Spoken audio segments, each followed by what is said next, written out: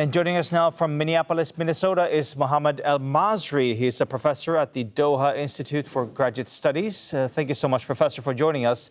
Israel keeps on bombing Gaza, killing Palestinians, even though Donald Trump says he's now made a monumental step towards lasting peace and security. What kind of message is Netanyahu sending with his continued strikes?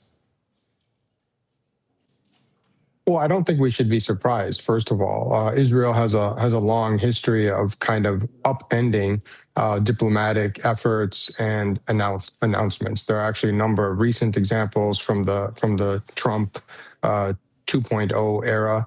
Also numerous examples from the Biden period, examples from Lebanon, from Gaza, the West Bank, Iran.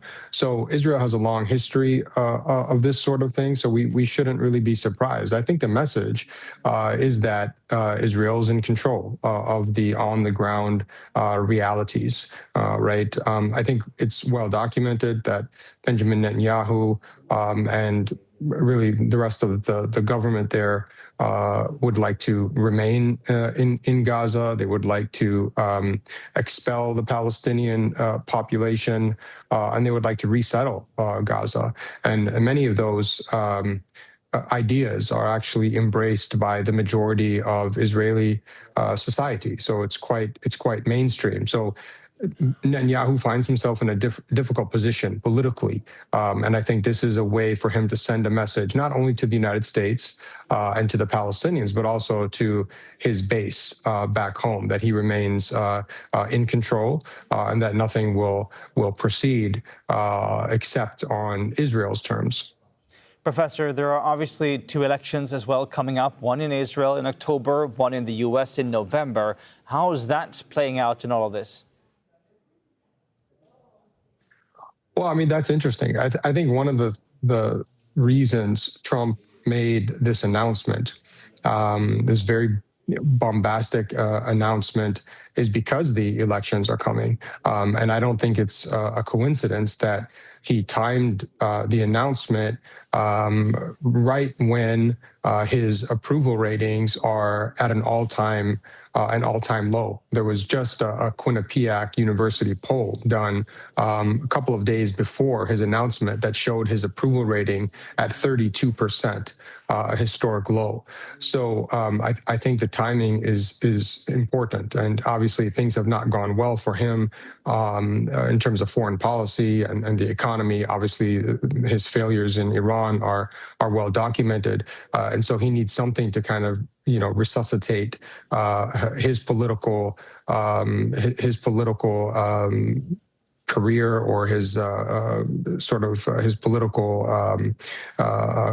agenda.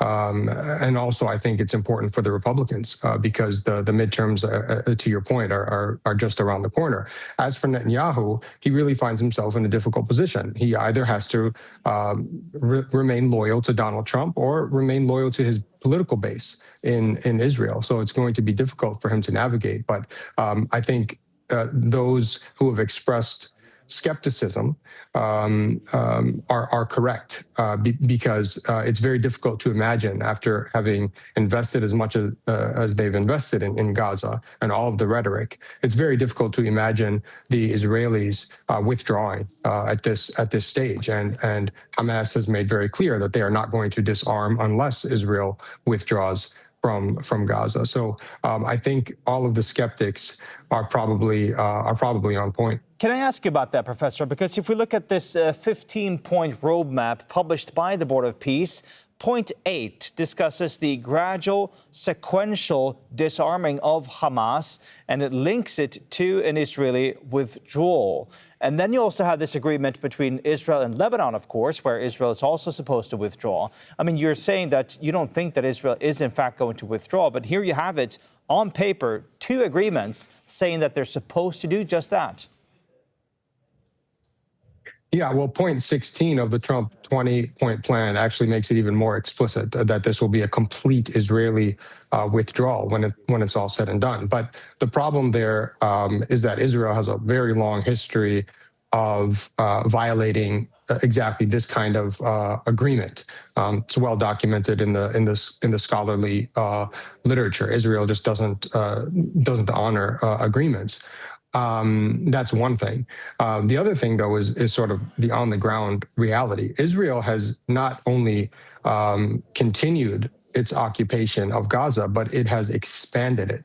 At the time of the signing of the ceasefire, Israel was occupying about 53% of Gaza. That quickly moved to 60% and then 70%. And you had Benjamin Netanyahu signal that it was going to go higher. And all the while, you have Israeli ministers talking about the forced expulsion of the Palestinians. And I would be remiss, and I think it's always worth mentioning this, that the overwhelming majority of Israeli citizens favor the forced expulsion of Palestinians. In one of the Israeli polls, 82% of Israeli Jews supported the forced expulsion of Palestinians. So those are some of the realities. That's part of the backdrop and the context here. Professor Mohamad Elmasry, always good to have you on the program. Thank you so much.